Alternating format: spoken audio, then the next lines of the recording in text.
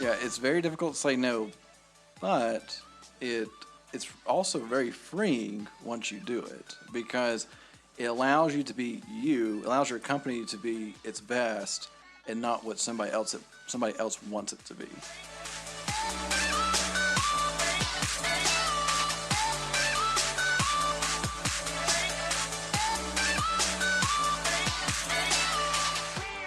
Hey everyone, welcome back to the Aging Entrepreneur. I hope you enjoyed the first few episodes. Just to let you know, the last episode we did, episode 10, that was a really good one. Went through a lot of different things there. I think it was fantastic. But we're going to move now toward understanding how much you're actually worth. Now that could sound like a lot of different things, but I really want to dig into like you've started a business and now you're trying to figure out, are you selling yourself short? Yeah, it's going to be interesting to see how you make the delineation between your value as a business owner, your value in your products and services, your value as an employee. I'm curious to see which rabbit holes we go down. Well, I'll be honest. So what drove this actual rabbit hole, I was curious, like, I know when people are thinking about starting a business, they do a Google search, right? They want to kind of figure out. So I did a search, things to know when starting a business in Google. And on page one, there's quite a few lists that are there. I clicked through a bunch of them, but the one that kind of stood out was this AmericanExpress.com, which I thought was funny that they had their own list, but they make money when businesses exist and make money. So extortionists. Yeah, credit card fees are an amazing thing. But anyway, and it goes into 6 things you should know to start your business. But one of them that stood out to me was don't fall into a discount trap, which is really fascinating when you think about it because when you're starting a business, you need customers. So obviously your level of quality may not be as high as your competitors because you're brand new. You may not have everything figured out, but you need paying customers to take care, to get the ball moving. Well, you're probably most likely going to discount yourself. You're going to discount the price. You're going to discount everything. You're going to over deliver. You're going to be fantastic, right? You're going to just knock it out of the park for those first customers. They're going to love you, and they know they got a good deal, but they won't let you know that. No, they won't let you know that, and they will milk it so much. And then you have those clients that just, no, I like the price, and you're offering the service, and I don't want to ever change. And then the other side is maybe you're offering a product instead of a service. Well, you're discounting the product or whatnot just to get out the door. But you got to raise. What it all boils down to, at some point, you have to raise prices. That's right. Or you're just going to run out of time. You're going to get burnt out. I know some people, I don't want to be the most expensive game in town. Well, you don't have to be. But also, you can't be the cheapest because you're going to burn out. Or the company's just going to go up because the profits aren't there to keep it moving. I get the idea of starting out of the gate, like lowering your costs and lowering your pricing and all of that because you've got to start somewhere. And you don't have the overhead, right? As we built our company, more and more overhead showed up in the form of better work, by the way, in the form of office space, in the form of team members, software that we use, all those different kinds of things. 50 pieces of software that we use. God, there is a whole list of them. But it also shows up, let's just say that you're an HVAC company. It could be that you change from one brand to another. That's a better brand and a better fit for the people that you're serving, the neighborhoods that you're serving. Or the tools that you utilize. There you go. Or just the systems themselves require more time, effort, and money. There's all sorts of things that drive your cost. That's right. And I think even here at Nick the Marketer, so talking about softwares and the expenses, like we regularly go through softwares to trim, like to get rid of, hey, that was an experiment, got to get rid of that. Which, by the way, don't fall into the trap of set it for a trial, and then all of a sudden 10 softwares later, why am I being billed for this? I don't use it. Oh, it was when I was trialing stuff, and it caught me. So, but keep that in mind. Like, there's a moment where you have to get better. It's going to cost you more, but you have to also go back and trim those things and make sure you're running lean. Because even as a successful company, successful companies run lean. They don't run with all this extra fat laying around and just death by 1,000 cuts. I think we've heard before where, I've said that once or twice. Yeah, when why is this charge? And all of a sudden, those like $10, $30, $50 charges, and there's like 15 of them that just come out of nowhere. Well, that just added up to $1,000+ that you weren't expecting to come out, and really added nothing to your business. I'd also argue when you're new in business, fresh in business, that $1,000 will wreck you. Yeah. Right now, I may not miss it because of the revenue that we produce as a company. But if I had $1,000 hit when I was in my first 6, 8, 10 months, that would have been detrimental. Oh yeah, and Because you're running real lean. yeah, and then getting a refund on that doesn't always happen, if ever. But I think it's even funny. So one of our newest hires, Kim, she works with expenses and so forth, and she joked about her previous company. She had like large budgets, and she was trying to track down like $500 that went somewhere, and the owner's like, "It's just $500." She said, "No, it's not just $500." Because I mean, it all makes I'm a about difference. to help somebody in our audience today. Are you ready for it? Yeah. Okay. If you have the opportunity to save them money, just go to your boss, go to the owner, go to whoever and say, I will go track all of this money down and I'll get refunds. I want half of it. There you go. They don't care about it anyway. You save them $10,000 and they have to give you $5,000 of that back in a bonus, and they didn't care anyway. You might as well get the money back. Yeah. That's how you give yourself a raise. You can negotiate this stuff. I'm telling you, if anybody in this office came to me and said, I will go find where you're bleeding, I'll stop the bleeding, you have to give me half the blood back. Done.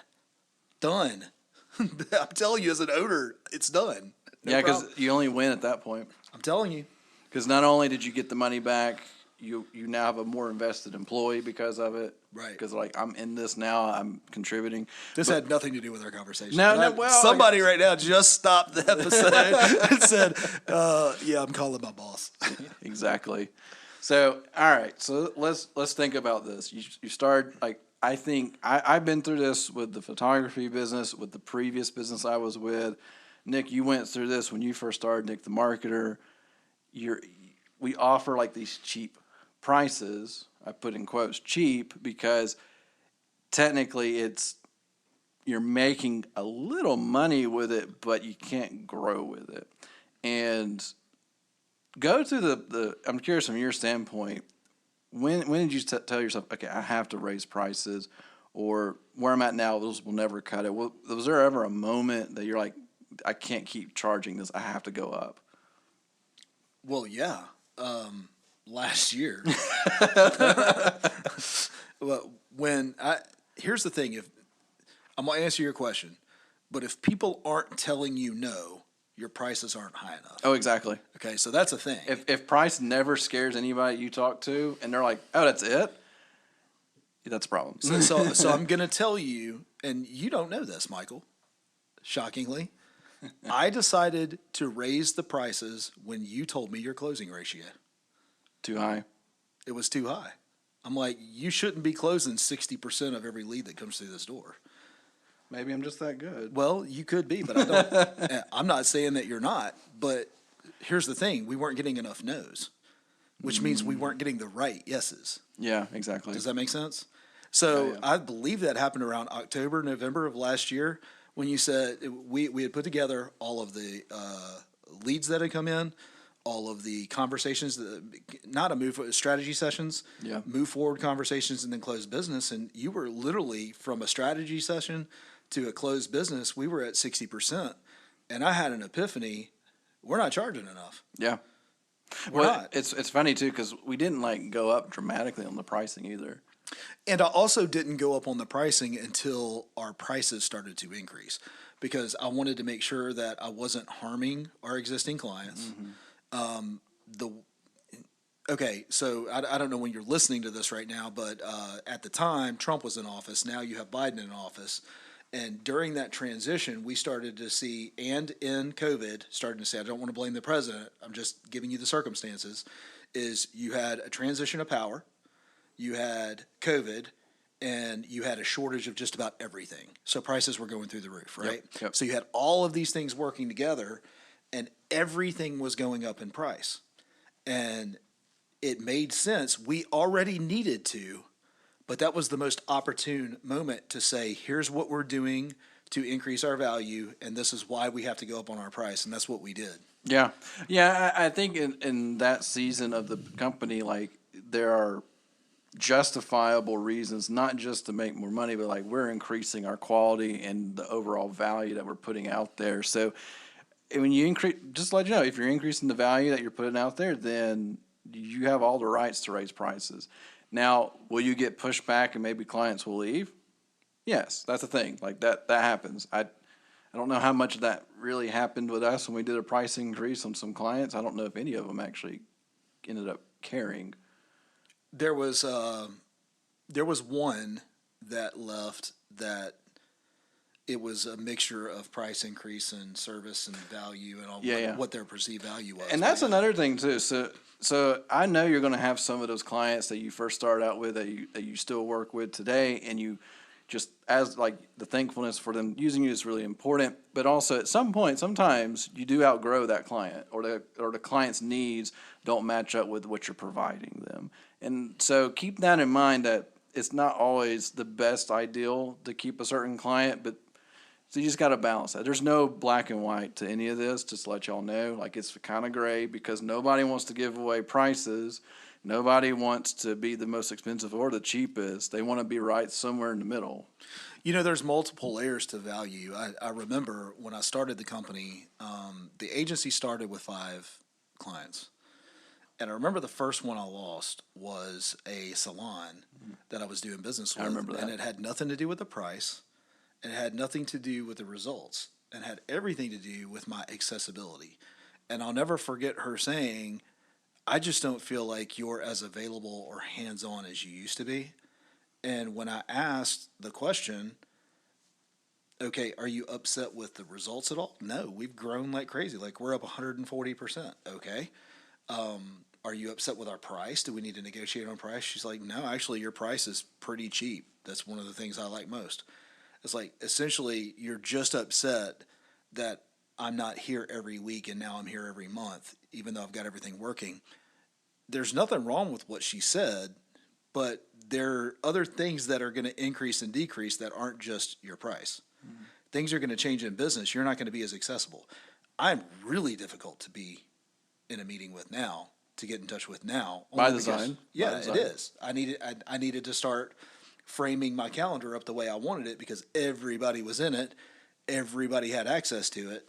And I no longer was controlling my life. My life was controlling me. Like, people in my life were controlling me. Oh, yeah. Like that moment when you wake up, you look at your calendar. Okay, apparently I'm in this, and this now. So one of the best things that I ever did, Michael, was get Calendly. Oh, yeah. We're big fans of Calendly, so Calendly.com, not sponsored. But there is a time where you no longer give that link out to anybody. Yeah. So, but Calendly.com, it hooks into your calendar. You can put settings in place where you can say, I only want X amount of meetings per day with so much space between them or however long. We use them to book prospects. We use it internally for certain things. Like, it just works. I do love it. But it started to become a monster. Yeah. It really did. Because then everybody has access. They do. So and if they ever had that link before, they've got it. Yeah. And they can get in your calendar if they want. Might want to reset that link. Well, you're not lying. Actually, what I did is I shut out my availability.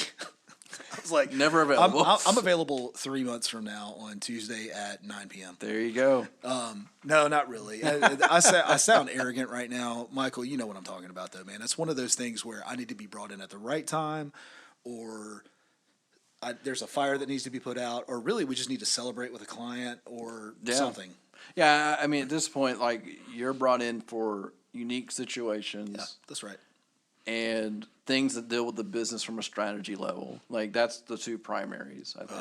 The fun things. The fun things, right? But they're important. All right, so talking about, because it actually rolls into one of my notes about your time isn't free, and you have to put a value on that. So, all right, so you have these clients, you've charged them a certain amount, but let's talk about, where did you come up with that price? How did this become a thing? So, from my experience, when Courtney and I started the wedding photography business, our first wedding we shot was free because we didn't know what we were doing.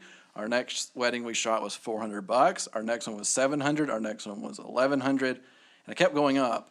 And then we did a season. We did like 25 weddings in a year that were averaging about 1,500 or so a wedding. And we realized that's way too much work for way little money. So we kept raising prices. And then when we realized, and this was like in the world of wedding photography, the rule of thumb is if you are still booking stuff, if you're booked up for let's say we're in 2021 right now, if your 2022 is already booked by this point or mostly booked, you're too cheap. Because you're just, nobody questions the price and you're not able to filter out the good people. But Michael, I'm happy with my pricing that I'm making, and I'm happy with being booked up through 2022. All right. But what else do you want? Do you want to grow? Because you've hit a stopgap, right? Why won't you just increase prices and make more money by doing the same, but you're still doing the same work? Okay. I mean, I just wanted to challenge that because that's happened before, right? Yeah. Like I'm happy making $90 on this and not making any more, but your competitors are charging $500 for the exact same thing. And it's worth that. And this is where I like to think of everything, it's in our core values, as a win-win partnership. Yeah. It's not win-win if they're winning and you're not.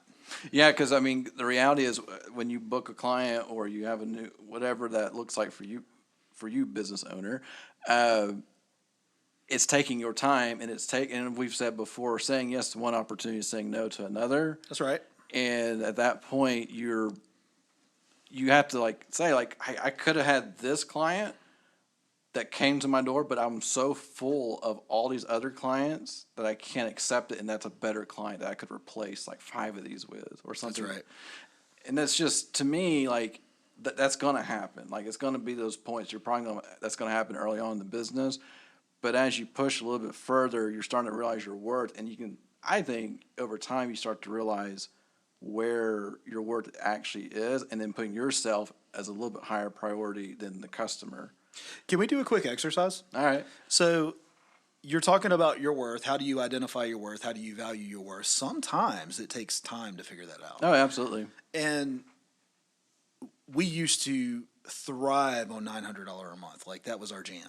Yeah, and Right, I used to as a think that retailer. was awesome. Like this is fantastic. They're just paying $900 a month every single month, and it is good. There's nothing bad about it. But we identified probably within 3 to 6 months of you joining the team that there's a sweet spot for us. Yeah. And it's somewhere between $1,500 and $3,000. Yep. Okay, that's the sweet spot for us on a monthly retainer where some things happen, right? We can do our best work for the client. We can do our best work. They can afford the work that we're providing, and they're the right level of participation in the account. Yep. Here's what I mean by that. If we have a month where we aren't able to perform as well, they're okay to not make the massive amount of money. Okay, flip side of that. If we have a really good month, they can handle the influx of leads that we generate for them. Below $1,500 a month, they call me a lot. They want to talk about things. We have one particular client I feel like calls us at least once every other day because maybe their lead count was a couple low before the day before, right? Yeah. And then if you get over that $3,000 mark, again, this is for us, right? If you get over that $3,000 mark, you start to find that you become a liability to them in our world. Yeah, and then also the argument that we tend to run into once we break the 3,000 to 4,000 a month. Well, I think we may try hiring in-house. Oh yeah, we're literally experiencing that with one of our very best clients right now, and they love us. They're not going to another company. They feel bad. Yeah, they literally are like, "Hey, we're considering taking this in-house. We're actually letting you guys know because we feel kind of bad about even considering this, but it's been presented." Right. And so, but we're like, "Hey, we get it. Yeah. Like, we're not going to be mad about it. Like, it's your business, not ours." So That's right. But yeah, I mean that's a challenge like within our business like that. But you're right, that 1,500 to 3,000 where it lies because we can. Chances are, if we're doing it that rate, we're doing multiple services with them. It does give us the flexibility. If something isn't working, we can have that flexibility to inject something different.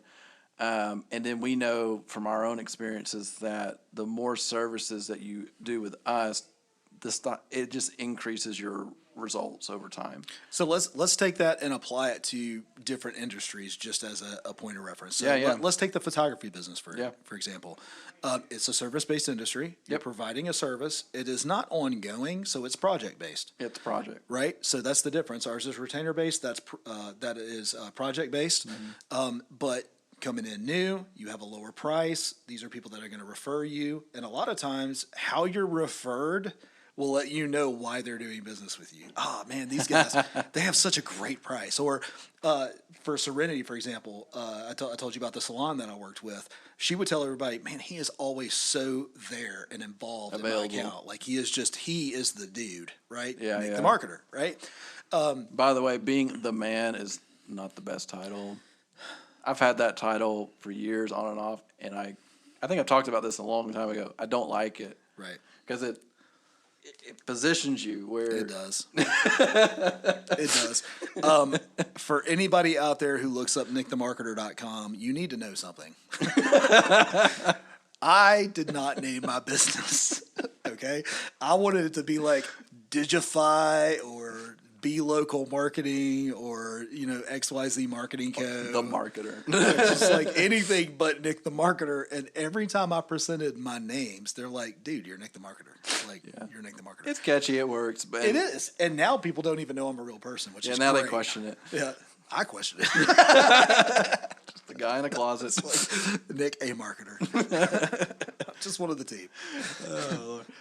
Yeah. Anyway, so you pick the business that, like, when you find your sweet spot, though, it's the right bridegroom that I want to work with. Yeah. At the right price where we can provide the kind of work that, one, they expect, two, we can deliver. We don't resent. We don't resent. Right? And then also when you price it right and they say yes, it opens you up to more opportunities to say yes to the right people. Yeah, exactly. I can't say that enough. We have somebody right now on our board that I want to go a race. Not because the price is wrong or anything else, but it's not right. It doesn't feel like a right client to us. Does that make sense? Yeah. So, like, it's weird too, because I think that's become more obvious as we've grown as a company. Mm-hmm. We're starting to pick up don't know about, like, price isn't the problem, but it's more like this relationship doesn't feel solid. It's not the win-win. It's not a two-way. It's a little more one-way, and that's always a challenge. So as you build out your flower shop, as you build out your HVAC company, as you build out your catering business, as you build out whatever your business is that you're trying to open up as an entrepreneur, you're gonna make mistakes, period, on pricing. Oh yeah, Okay? absolutely. But what I'm challenging you to do is, as fast as humanly possible, identify what you enjoy doing. Like, who do you enjoy doing business with? What results do you enjoy getting? It energizes you. Like, this is what I'm talking about. What pricing makes total sense for you to continue to attract these people, and then start writing this down. We call it the right price, the right client, the right audience, you pick your rights, but the word isn't good. The word isn't best. The word isn't worst. The word is right. Is it right? Does that make sense? Yeah. So, and it brings to my mind, in the wedding photography business, we noticed that the bride began to change with the price.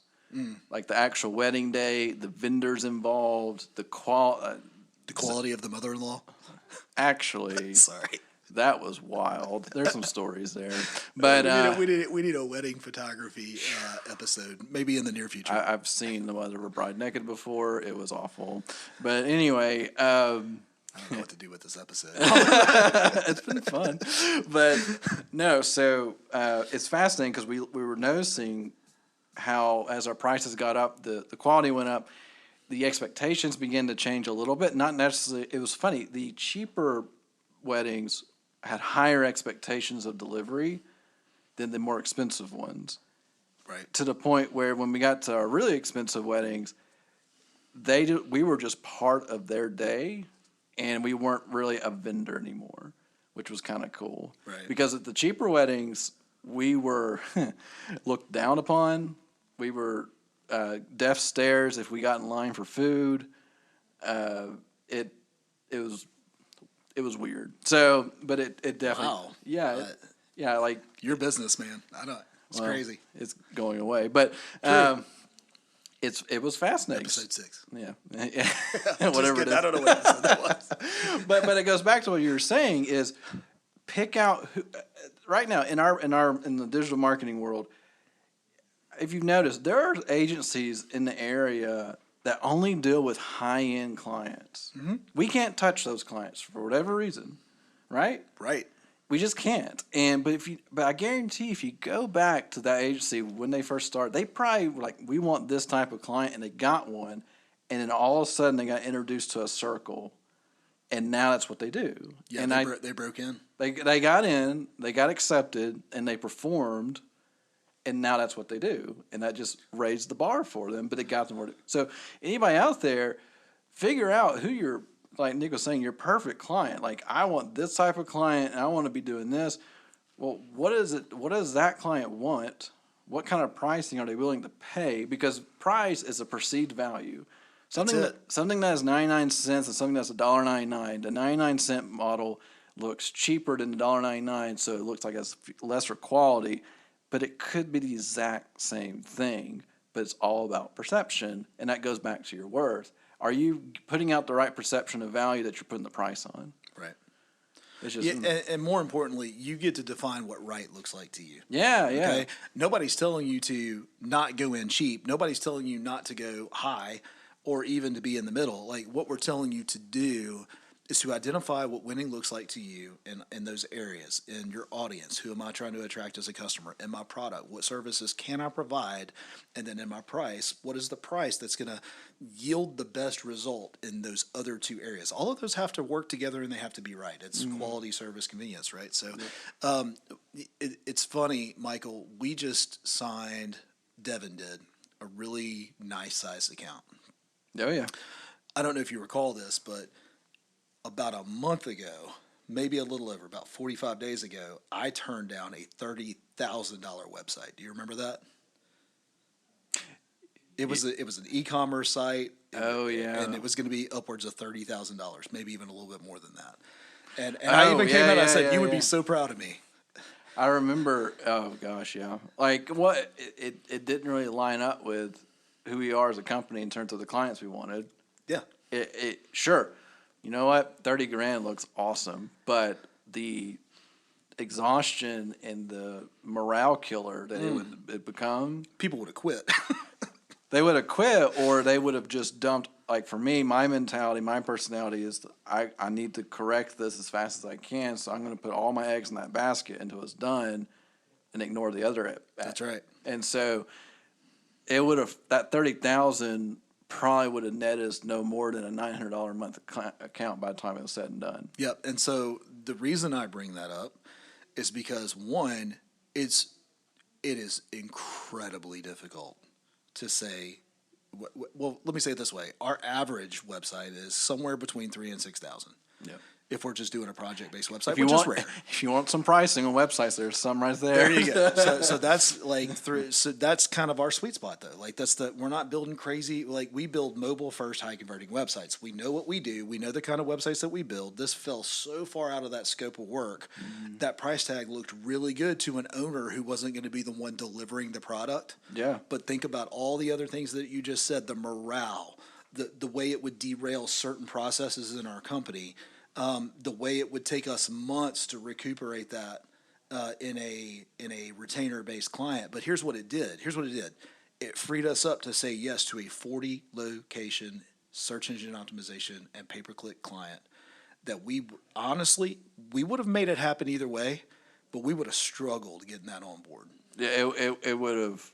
We would have failed in our quality at some point. That's right. A ball would have been dropped somewhere, and that's just the reality. Like, sometimes when it seems too good to be true, it seems too awesome.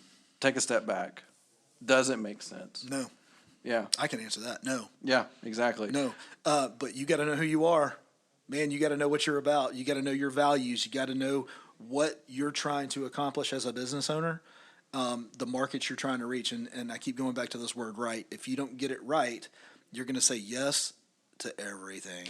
Yeah, and then I tell you, it is difficult to say no. I struggle with it. Yeah, it's very difficult to say no, but it's also very freeing once you do it because it allows you to be you, allows your company to be its best and not what somebody else wants it to be. You just gave the best dad parenting tip on the planet. I don't know if you're aware of that. Oh, no. It just happened in real time, right? No. So for those of you who have children, you'll either know this or you're about to have an epiphany. My kids are incredibly comfortable. They're free. Do you know why? Why?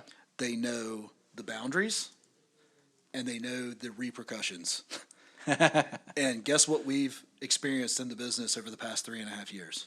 Oh, yeah. We've gone past the boundaries and we've experienced the repercussions. Yeah, exactly. And once we figured out, oh my God, I'm getting my butt tore up every time we step outside of the boundaries. I am free in those boundaries, baby.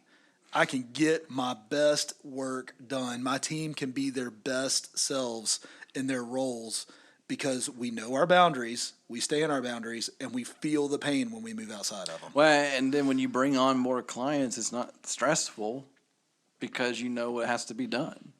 And it's just everybody's like, we got this. We understand. Like, sure, there's nothing wrong with experimenting and kind of touching out a little bit here and there, but as you experiment, you should mark in your brain, like, this is the boundary because this didn't work and this was not a good, but I'm glad we know it now. Sometimes you got to get a little pain before you can learn. You got to learn it.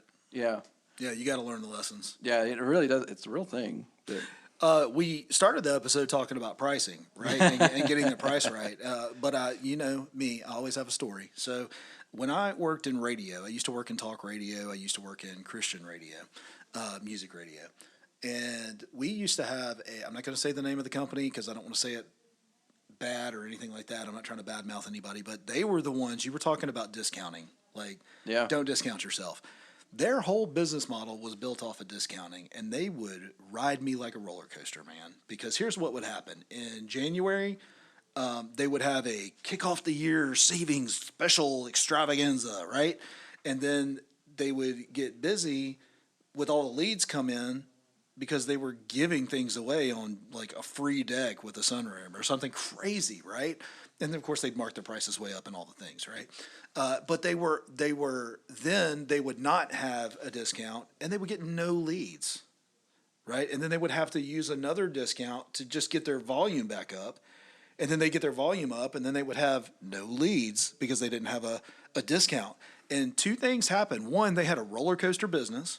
yeah. And two, they were known for being a discount company. Like, everybody knew, do not do business with them until they're running their next discount.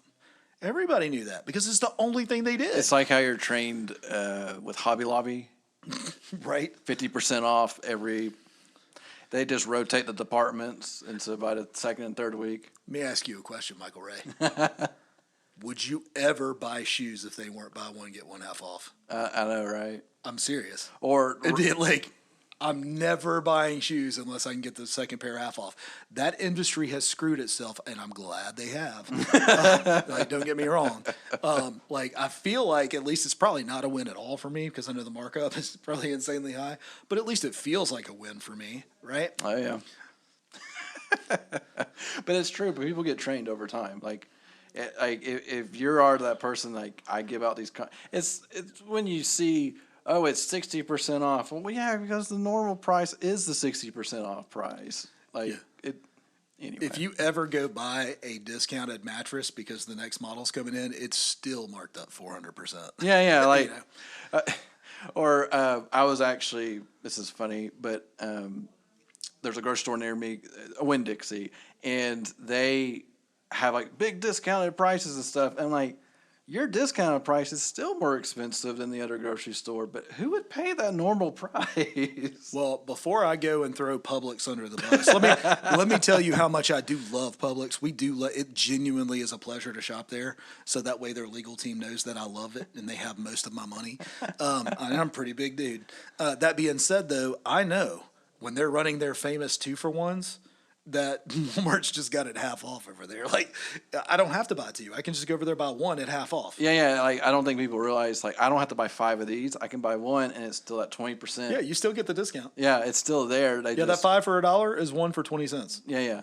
They just want you to buy 5. That's it. It's excellent marketing. Because they have too much inventory, they got to move it, and there you go. Now, I remember when I was in a business class, the guy actually ran a grocery distribution company out of Nashville, where Kroger was like his biggest client and all that stuff. And he sold. It was really funny.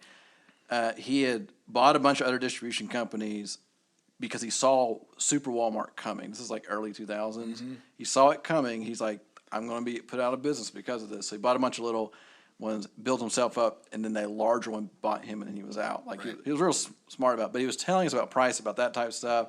And, like, if you walk into a store and if you ever see lights out in the ceiling, that means they have cash flow issues because they're not putting the maintenance in place to fix the bulbs and stuff like that. Right. Real fascinating. But there's always a science behind the price because it wants to motivate people to buy it, but then they still have to make money too.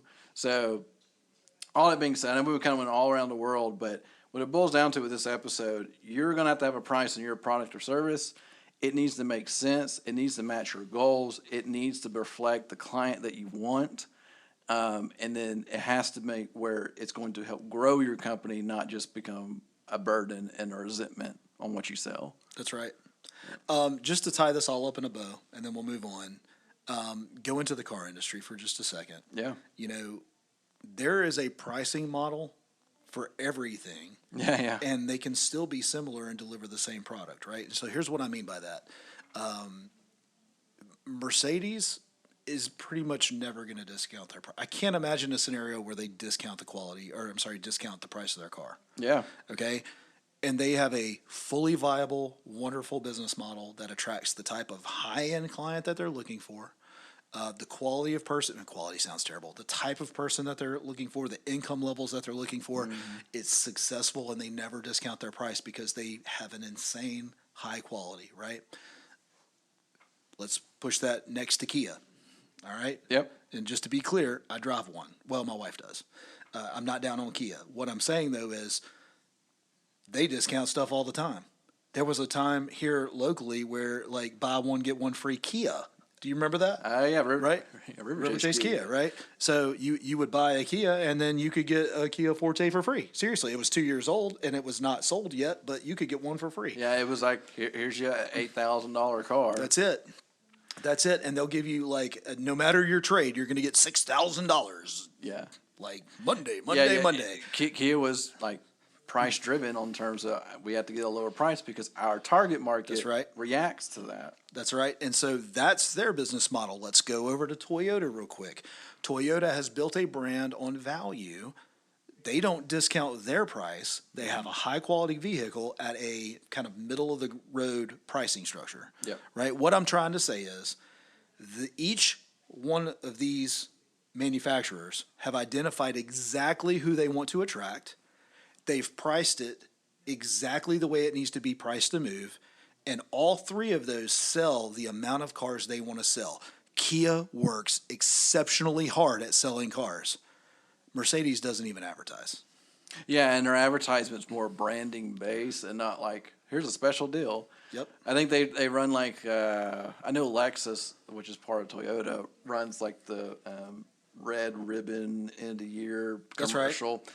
And it's just a lease program, but there you don't see like, hey, we're discounting. You don't see a local Mercedes dealership show up on a TV commercial saying we're slashing prices. Ever. No, you'll never see it. I'm sure it's written to their bylaws. You can't do that. Yeah, it probably is. But really, if you think about it, that person on that floor that's selling cars has to sell 1 a month, 2 a month. That person on the Kia dealership floor, he's got to sell 2 or 3 a day. She's got to sell 2 or 3 a day. They have to move so much more volume. They have to work so much harder to do the same thing. And they like that. That's who they're serving. They've built a business off of it. There's nothing wrong with that. The point I'm trying to make is you get to choose what's right for your business. But if you don't identify what's right, you'll say yes to everything and you will fail. Yeah. Well, and if going on Kia for just a second, looking at their model, used to be dirt cheap. You can get a brand new Kia back in the day for less than 10 grand. Is that where we are today? Now there are Kias that have MSRP of 60,000 plus, and they're not the cheap brand anymore. People don't by default say Kia. I'll never drive that. That model's changed, and they've increased their value, increased their quality, and now that price can go up with it too. And now it's like when people review these things, like it's an amazing car for the money. Like, well, Kia's always kind of been that way. We have a new one. Yeah. And man, that thing's cushy. I mean, it's nice. pretty much a Mercedes on the inside. Yeah, with a different badge on it. Yeah. And like $30,000 cut off that sticker. Yeah, exactly. Because again, they've changed their model up. But you know what? I guarantee you, Kia's target market is probably when they first started, it's anybody that could afford a car. Let's get them a car. Can you fog a mirror and you need a car? Now their target, their ultimate goal is probably, I need a 30 to 40-year-old with a family that has some extra money and wants to feel good about their car, and feel even better about their car payment. So guess what is noticeably absent from the car market right now? What's that? Entry-level cheap cars. There's not one. Yeah, I think in this market in the United States, it's not exist. When you go to like India, I think they have the cheapest car in the world is like $4,000. Okay. But that's India. Yeah. That's where it needs to be. That's right. But people don't want that here. No, they don't. But that doesn't mean that there's not a market for it. I really do believe that if you came in with a $4,000 or $5,000 car or something like that, that could just get somebody on the road to work. There is a vacuum. It will fill at some point with something, and it'll change and it'll shift the market. You could even say like how Tesla is trying to get their models cheaper. Mm-hmm. Like a Model 3 is in that 30 to 40,000 range.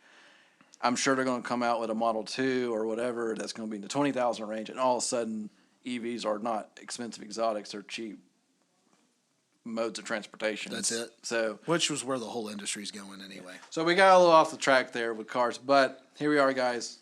Price, worth. What's your worth? Email us. What do you think? Are you charging what you think you should, and why haven't? And if you aren't, why aren't you?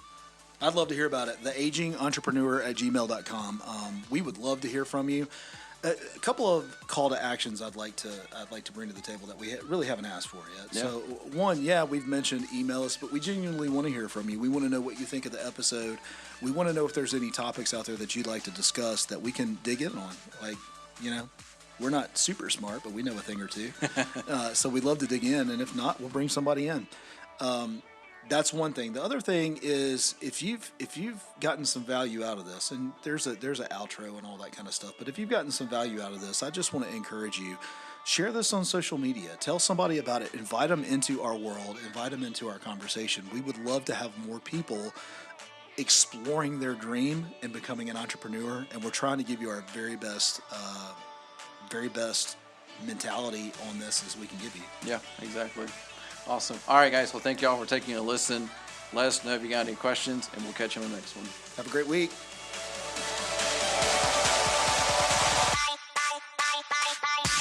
If this podcast inspired you to take action as an entrepreneur, we want to hear about it. Send us an email, agingentrepreneur@gmail.com. And if you like this episode, please consider leaving us a review or 5 stars on whatever platform you're listening to. Until then, find your dream and keep chasing it.